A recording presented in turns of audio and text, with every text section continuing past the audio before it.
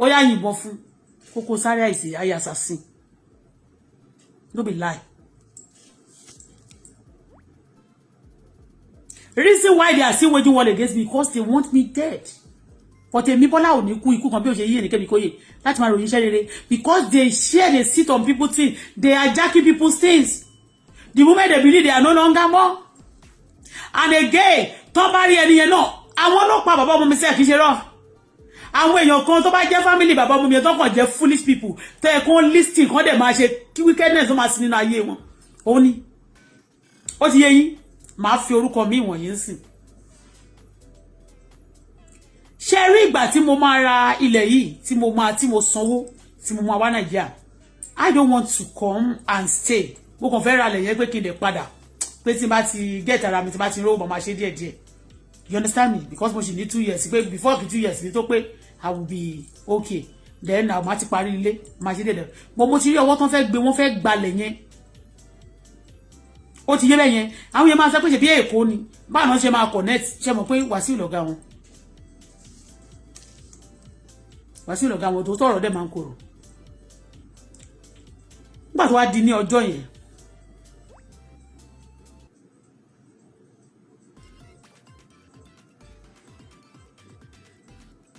Mo fún ní owó tán.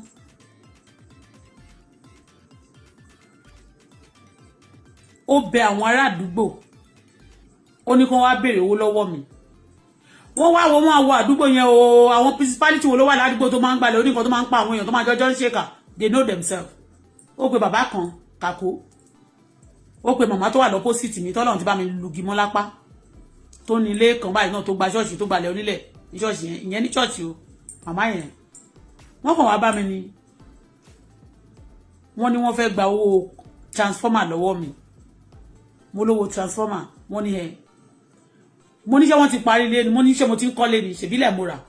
Wọ́n ní bí mo ṣe ra lẹ̀, wọ́n ní màá sanwó transformer. They will send a lot of people because they believe that you have money. Bó dẹ̀ ṣe wá yẹn JJC ní ẹ owó olùlú òyìnbó yẹn ṣe ló lọ jí. You have to pay them. Everybody will be asking you for money. And if you refuse, they fight you over it. And again, when you pay them the money, they will still fight you.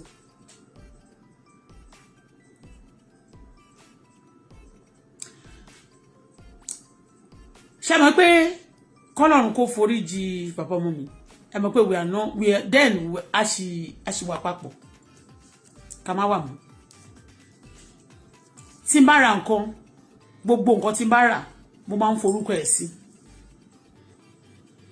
Whatever tí ó bá rà náà, mi ò wá lè sọ later. He put more is my name also.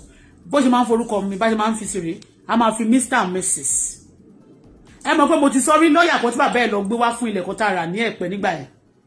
Lọ́yà yẹn ló sọ fún wa wípé ká má lo Mr. and Mrs. mọ́. Pé ká máa lo Bọ́lá and Bámidélé Adébọ̀wálé.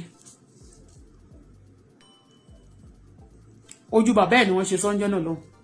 Ipe because ẹni yẹn sọ fún pé madam gbogbo nǹkan tí ẹ ń struggle láti rà yìí tẹ́dẹ̀ ń ṣe papọ̀ pẹ̀lú ọkọ yín. Pé tó bá di lọ́la tí ní culture wọn Nàìjíríà wọ́n lè ní another woman ló jẹ́ Mrs. yẹn o. Mo ní ó ní yes, ó ní that's bó ṣe máa rí ni. Àjókòó báyìí lọ́yà yẹn tí wọ́n lọ pò wáyé tó sọ ilé fún mi tó educate mi. Bàbá ẹ̀ ló gbé wá fún wa ní fún ilẹ̀ tí a rà lẹ́pẹ́ nígbà yẹn. Yeah. Ẹ wá jẹ́ n sọ, ẹ jẹ́ n fi wọ̀nyí nǹkan tí mo fẹ́ sọ. Ṣé nígbà tí mo gba agreement àti kíní mo kọ orúkọ Daddy Bukola sí. Ó wà ńbẹ̀ máa fi wọ̀nyí sí.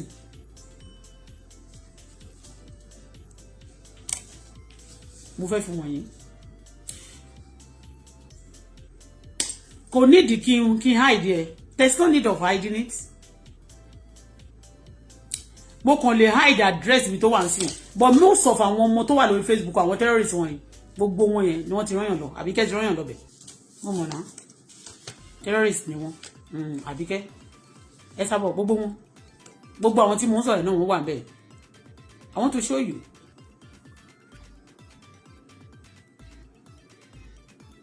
Kò sí nǹkan kan tẹ́ lè ṣe fún mi lórí system o. Kẹ́ lè mọ̀ pé I don't have double name. I have one name. I'm showing it now. For you to see what hotel is for me system. For people to know, even the Canada government to know, and Nigeria government also to know that my things is so plain. I don't do like this. You can see?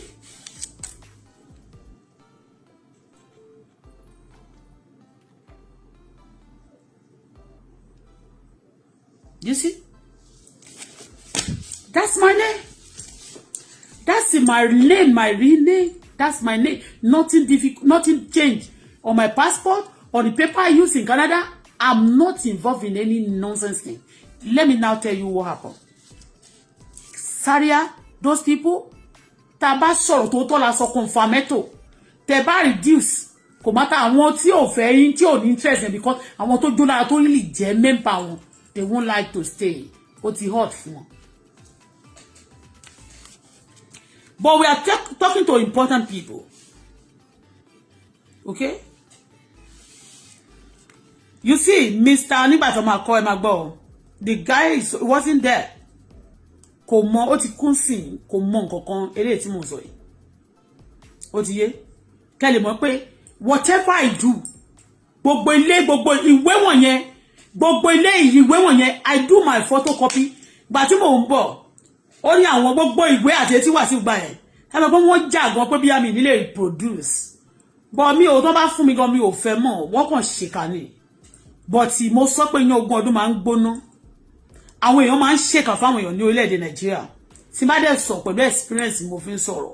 Àwọn kan máa ń fẹ́ báyé wọn jẹ́, àwọn èèyàn mọ̀ pa ayé olórí burúkú ni wọ́n. They know gbogbo ayasa sin ni kò ṣe lọ.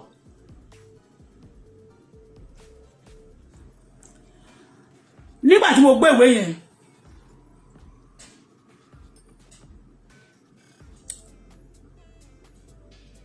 ẹ mọ̀, wọ́n wá ní mo kọ, wọ́n ní kí n fún wọn lórúkọ tí wọ́n máa kọ sí ìwé, ṣé mọ̀, deed of agreement, tó bá ti sanwó deed of agreement. That's what this is, deed of agreement. Deed of assignment. They call it deed of agreement, deed of assignment. Between àwọn tí ó nílé bàbá yẹn ti kú, between àwọn ọmọ tó jó tó ṣojú wọn, àwọn ló ní orúkọ yẹn mẹ́ta yẹn. Orúkọ tèmi àti ti S mi ni mo kọ sí yẹn. Gbogbo ilẹ̀ tí a ní, meanwhile kó tó dìgbà yẹn, wọ́n fún mi ní ó ní àwọn ibì kan tí a rà tó yẹ pé Mr. and Mrs. la máa ń kọ sí. Ó ti yé bẹ́ẹ̀ ni. It wasn't there. Èyí tó wà ńbẹ̀ tí n bá rà, máa kọ orúkọ ẹ̀ sí, tí ò sí ńbẹ̀ mo kọ orúkọ ẹ̀ sí. Kẹ́ máa gbọ́ o, àwọn dàsè jẹ́ òbí tó máa ń sọ lẹ́rùn ẹ máa gbọ́ o. Mo kọ orúkọ yẹn sí, ṣé ti mú ẹ mú dání kí lẹ fẹ́ ṣe sí.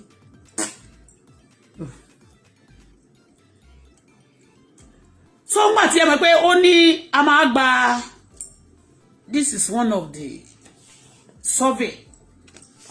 Ẹ lè rí nǹkan kan láti bí survey.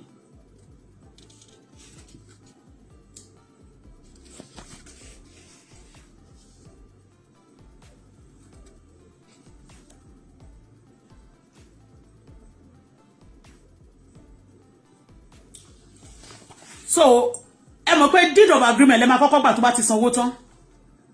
Àti receipt. Kò tí ẹ need receipt yẹn kò wà important.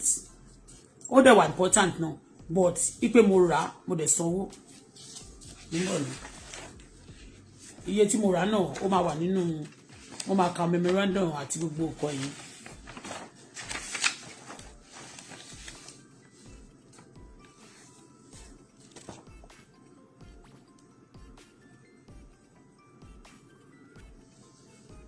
Gbogbo àwọn tó sign.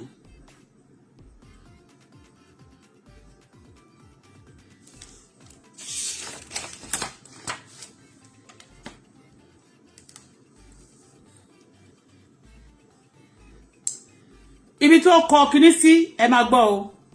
Tí ẹ mọ̀ pé nísìngbà tí mo kọ orúkọ wọn síbẹ̀ yẹn, tí mo kọ orúkọ S mi síbẹ̀, I wasn't around. I was the one that was there.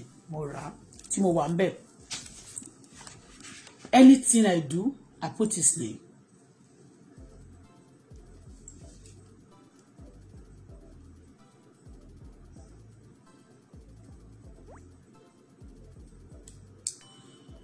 Nígbà nígbà tí wọ́n wá fẹ́ mọ̀ pé wọ́n máa sign nígbà tí wọ́n lè parí memorandum yìí ṣe mọ̀ pé wọ́n máa fún wọn tó ń gbede you know you give them name that you want on your paper or your deed of agreement. I give them my name.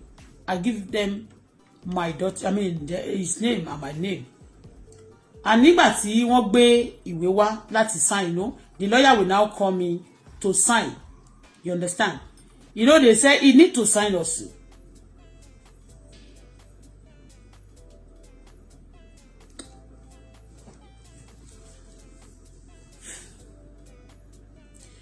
Ilé Kokoz address ilé Kokoz àrè mi tẹ́ mọ̀ bó wà ńbẹ̀ ẹ máa gbọ́ address ilé Kokoz àrè torí bẹ̀ ṣé mo pé mi tí ìkọ́lé ńbẹ̀ mo ti rà address náà níjọ́ náà lọ́hùn and tó tí mo ní kó bá mi sign on behalf of Daddy Bukola because 2 signature has to be there. Okay? 2 signature has to be there. Tí mo ní kó bá mi sign fún níjọ́ náà was Shola ọmọ mi, my son. Awoniyi Oluwasola Adekola Oluwakọrin Owako. That's weakness. No, sorry. The weakness, sorry. In the presence of Ojeyin Awoniyi Oluwasola Adekola. Otiye. Address ibi tá wà yẹn ilé Kokoz 39 Eeee Street.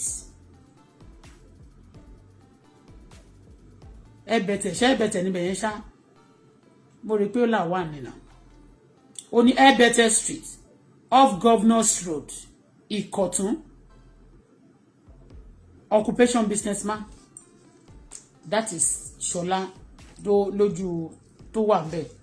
The father of my baby was not there. But whatever I buy, whatever, even business, his name always there because the way people also now, they break people. I'm just telling you, they break your home, they destroy your things to feed others so that they can be able to. By the time you are not happy with each other, they'll be feeding from you, they'll be feeding from these people. And when they want to do their work, they kill this one if they lie. They succeed. They plan to kill both of them. But nobody can kill me because me pààyàn rẹ̀. Èyí tó lè pààyàn náà ẹ̀ ní parọ́ ẹ̀ mọ́. Kokoz orí ẹ̀ á máa gbọ́ very soon lágbára Ọlọ́run. Àdàbí tó bá pé ṣe la purọ́ mọ́ yín o. Pé ṣe la purọ́ mọ́ yín pé ẹ pààyàn o. Aburú kọ̀ọ̀kan ò ní ẹ ṣe ìwọ Kokoz. Ṣùgbọ́n tó bá pé o pààyàn láìpẹ́ láì jìnnà wọ́n máa ikú ẹ̀ wọ́n máa di òkú. Wọ́n máa mú ẹ àbí kó wà lẹ́wọ̀n. Ẹ̀wọ̀n go tó bá ti mú ẹ sẹ́wọ̀n kankan pa ẹ́ ní. Somebody like you don't stay. They don't allow a assassin to stay in country. To dúró nínú ìlú tó bá fẹ́ kí ìlú náà tòrò. Ẹni tó ń bò sí gbẹ̀yìn pé ẹni tó bá ní kí orílẹ̀-èdè tó bá ní Èkó ní tòrò àwọn máa fẹ́ jẹ́ ìṣe tuntun ní. Ta ló ní kí Èkó má tó ṣe bó àwọn ní. A máa má làwọn àṣẹ̀ṣẹ̀ mẹ́mí pé àwọn fẹ́ pa anybody. That's it. Wọn ò dẹ̀ sọ fún wọn pé kí wọ́n pààyàn. They just fighting for themselves. Wọn ò fẹ́ secret wọn tú. Zaria is a killer. I'm showing you today. Ẹ máa gbọ́ o. Ní tí mo wá fẹ́ sọ rèé. Ṣé wá rí gbà tí wọ́n wá gbé ìwé ìdè? Price no that price no one be red copy abi red copy nígbà tó wá gbé ìwé de ẹ mọ̀ pé mo máa bẹ̀rẹ̀ because mo ti wá notice ọwọ́ kọ́wọ́ yẹn immediately mi ò tí bá ti ra nǹkan mi máa kíákíá máa send ìwé mi sí survey all those things to do necessary thing. Next survey is the next thing because on that land is a consent ló wà lórí ẹ̀. That is to say consent is not kò ń ṣe accusation play you understand bẹ́ẹ̀ kìdí lè wọ́n máa gbà tó bá ti wá rà if you want it on your own you know on your something I send the paper inside ṣé àmọ́ nítorí pé ọ̀gbẹ́ni yẹn kò sí Nàìjíríà and that time gan kò ready I don't think he ready to visit Nigeria ẹ máa gbọ́ o nígbà tó wá gbédè yẹn mo wá rí survey mi ẹ máa gbọ́ o. Mo wá rí survey mi mo wá rí pé orúkọ mi nìkan ni wọ́n fi sí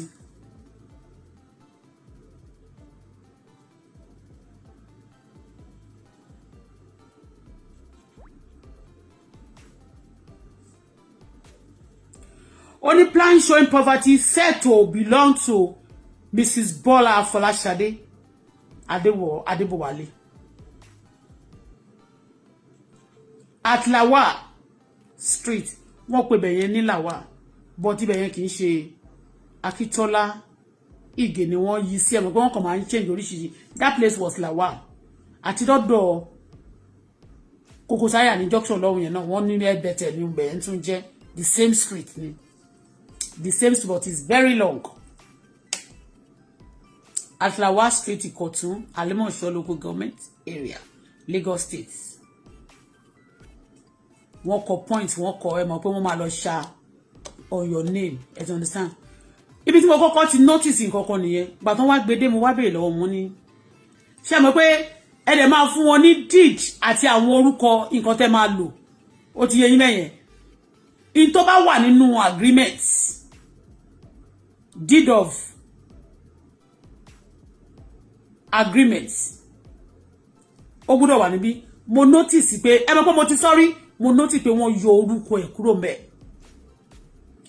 Nígbà tán wá gbédé wọ́n wá ní pé nígbà tán fẹ́ ṣe kíní yẹn náà.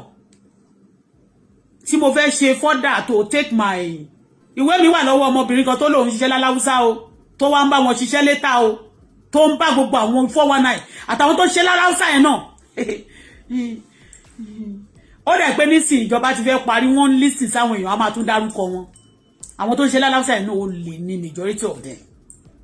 Àwọn náà gbogbo foundation Nàìjíríà ó bàjẹ́ tó yẹ pé ìjọba gan kan máa lọ bẹ̀ lókè lọ wò ní bọ̀bọ̀ làgùtàn wò ní wọn ò lè rí nǹkan kan ṣe. Because ibi tí wọn ò lè ríran dé gbogbo ibi tá à ń sọ yìí. And àwọn gbogbo èèyàn tó dẹ̀ wà ní àlè gbogbo àwọn local government chairman gbogbo wọn they are not ready to do anything. Although they have people to help them for them to be rectify things, but they are also doing corruption and destroying the place. So mo wá rí pé wọ́n yọ nígbà tó kọ́kọ́ gbé kíní ẹ̀ wá mi ò tiẹ̀ mo wò but mo wá rí orúkọ yẹn àti ìwé nígbà tá fẹ́ lọ ṣe ownership that me. Kí lorúkọ ẹ̀ consent plan kí lorúkọ ẹ tó bá mọ nǹkan tí mo fẹ́ pè sí lẹ́yìn consent mo ń bọ̀ nígbà tá a ṣe lọ ṣe final ìwé yẹn o consent wà lórí ẹ̀ so to do it again mo wá rí pé wọ́n gbé àwọn ìwé kan wá kí ló ń sunkún fún ta ló ń sunkún yẹn mo wá rí pé wọ́n kọ orúkọ ẹ máa gbọ́ o mo wá rí pé wọ́n kọ orúkọ wọ́n wá ní kí n pé owó tá máa san ẹ mọ̀ àwọn owó tá máa san tax fún ìjọba ẹ mọ̀ ó máa jẹ́ tí understand bẹ́yẹn wọ́n wá ní pé mo wá béèrè lọ́wọ́ pé why tí wọ́n fi yọ orúkọ kúrò ní ibi bẹ́yẹn ẹ máa gbọ́ o ó lè ní owó plan fún mi gbogbo nǹkan tó ń ṣe fún mi àti tó ń ṣe fún àbọ̀mọ́ mi ṣe plan wọ̀ Kokoz Ọlọ́run Elédùmarè gbọ́ Nigeria government will help me to arrest that man. Ọlọ́run gbọ́ tí wọ́n bá wà lórí èdè Nigeria ò ní rojú kò ní ráyè. Ṣé rí gbogbo àwọn tí wọ́n ní assassinate yẹn sí wọn ọ̀rẹ́ àwọn tó ṣe pa wọn. But tá bá rí àwọn èèyàn tá bá Ọlọ́run fún wa grace. The Lord has given me grace to witness, to be alive and to say something and to expose all the evil people that have done evil to me. So they should help us to investigate them. This boy, this idiot that assassin even said that I should not ever step into the country of Nigeria again. And I have a building in Nigeria, and even the people living in the house, they'll be the one to be controlling them. When you call them now, since the day Timothy bá ti sọ̀rọ̀ Kokoz yẹn, ẹni tó wà nínú ilé mi, ọmọ Yinbon tó ń gbé nínú ilé mi, tá bá pè é tó bá ní kó ṣe ló máa ṣe. Zaria busy controlling because they want you dead. They want to frustrate your life. Tó bá ti wá rí pé ọwọ́ wọn ò tó ẹ. Wọ́n tí wọ́n succeed yẹn wá ní wọ́n máa frustrate ayé ẹ̀ one way or the other to dead no. Ó ti yé. Nígbà tó ń lọ sí ibẹ̀ mọ́ ó wá gbé receipt wá. Pé nígbà lẹ́yìn survey ó kù kì í ṣe consent kí lẹ́yìn consent kí la tí ò bá ní consent tó yẹ pé kíní mo bọ̀ máa rántí sìn wọ́n ṣàkó gbogbo ìwé tá owó tá máa san wọ́n kó wá mo wá rí pé mo wá béèrè lọ́wọ́ mu náà kí ló dé tí wọ́n yọ orúkọ nínú sales of agreement ìwé tí mo fún wọn lọ orúkọ yẹn wà ńbẹ̀ ẹ ń wá ní ẹ torí pé wọ́n gbé lọ́ọ̀kan jáde pé orúkọ mo máa san tax tó pọ̀ mo lè mi ò máa ní mi like láti máa ṣe ìgbù nǹkan mi nígbà tí ẹ ti understand bẹ́ẹ̀ yẹn wọ́n ní tax yẹn ni pé torí tax wọ́n ní tax yẹn ń kọ́ àwa méjèèjì la máa san tax mo ní tó bá ti jẹ́ wọ́n ní tó bá jẹ́ orúkọ àwọn méjèèjì ló wà mo ní kó ṣe nǹkan kan you understand me kó san tax wọ́n ní tax yẹn ó lè pọ̀ ó lè ṣe kinní kan ẹ ti understand me nígbà yẹn tó wá yẹn mo wá wò pé èmi tó wá ń sọ fẹ́ nìyẹn níyẹn wá tún sọ fún mi pé ṣé mo ní badman èmi ò dẹ̀ ní badman ẹ máa gbọ́ o ẹ máa gbọ́rọ̀ mi o míwàá wọ́n ti ń sọ fẹ́ nìyẹn èmi ò mọ̀ pé wọ́n ti di ọ̀rẹ́ normally nígbà tá a ti lọ gbélé Kokoz Zaria in one way or the other bàbá ọmọ mi ti close mọ́ ó ti mọ Bísọ́lá kò mọ̀ tẹ́lẹ̀ true mi ó ti mọ Zaria ó ti mọ gbogbo wọn so bí wọ́n ṣe máa ń dẹ̀ máa ṣọ̀rẹ́ wa lọ́nà méjèèjì ni èmi ò dẹ̀ gba títí wọn mọ́ but during that time tí mi ò gba tí wọn mọ́ yẹn tí mi ò gba ti Zaria àti Bísọ́lá yẹn àti gbogbo àwọn kan dé wọ́n ti jẹ́ ọ̀rẹ́ systematically so that one they will be àwọn ló máa ṣe nǹkan fún ẹ o ni wọ́n plan fún ẹ o àwọn ló máa give reports fún ẹni yẹn máa rò pé wọ́n like òun but it's just a tactic just to destroy both of you. Are you getting me? Bísọ́lá gbé súnmọ́ bàbá ọmọ mi kan tó ẹ mọ̀ rí sì tí ọlọ́run ó ṣe ò tó dá mi sí má pa mí báyìí o má dẹ̀ fi mí lé ìfẹ́ ọ̀tá kú tí ẹ lè bọ́ sí ọlọ́run nígbà because òun gbogbo wa yẹn ó lọ tún darapọ̀ mọ́ ọ̀tá ó wá rí wọn wọ́n máa tọ̀nà ọ̀rẹ́ bí ọ̀tá ẹ jẹ́ wọn á bèrè ilẹ̀ yìí nìkan ló kéré jù nínú ilẹ̀ tí a ní tájọjọ rà. Did anybody ever talk about those ones? Did I talk about those ones? Ẹ gbọ́dọ̀ mi. Tó bá dẹ̀ fẹ́ ṣe wọ́n máa wọlé lọ wọ́n lọ́dọ̀ family lọ ẹ̀dọ̀ ẹbí lọ ọ̀dọ̀ ará wọ́n kó gbogbo wọn papọ̀ láti dẹ̀ láàmú. Ẹ gbọ́dọ̀ mi. Mo tó wá gbede wá lówó tax máa pọ̀ pé owó tax ń sí ó ti pọ̀. Mo ní to me it doesn't matter. But wọ́n ti believe pé èmi ni mo dà pé ṣé mo pé tí nísìn tèmi bá ń ṣe nǹkan tèmi tí bá forúkọ mi sí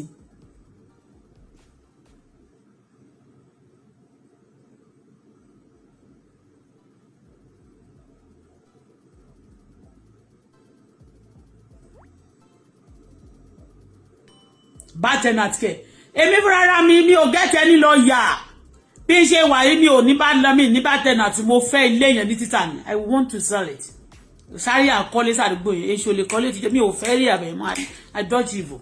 Àwọn kan máa ní tó bá ti téèyàn bá ti ṣe tó yẹ pé tó bá ti ṣe ògùn kinní kan anybody tó bá tó ṣe dìsí máa dà lónìí mo yìí ń bọ̀ náà mo máa ń wo ṣáà tó bá ti ṣe kankan wá sọ olówó ń jọ sí gbogbo lẹ́yìn báyìí wá dìde gbégbó ta gbogbo nǹkan ní ẹ̀tàn ni ìwọ náà tó ìwà lára wọn yẹn tí ó dẹ̀ ń ṣe ṣáà tó wà lórí Facebook ó ì máa ta pọ́pátẹ́ mo ń bò lórí yín mo máa ń rí nǹkan o mo kàn máa ń ṣe bíi pé mi ò tí ì rí gbà mí nù ìwọ tó máa ń ta obìnrin fún runs nígbà tó kéré gbogbo yìí la máa wá sórí yín tó bá yá tẹ máa ń ta runs tẹ máa pretend pé you no do am o you no do anything like this o I just say okay ta lè fẹ́ máa tún à ń bọ̀bọ̀ sí ẹjọ́ máa kàn yá máa pè yín kò tí kàn yín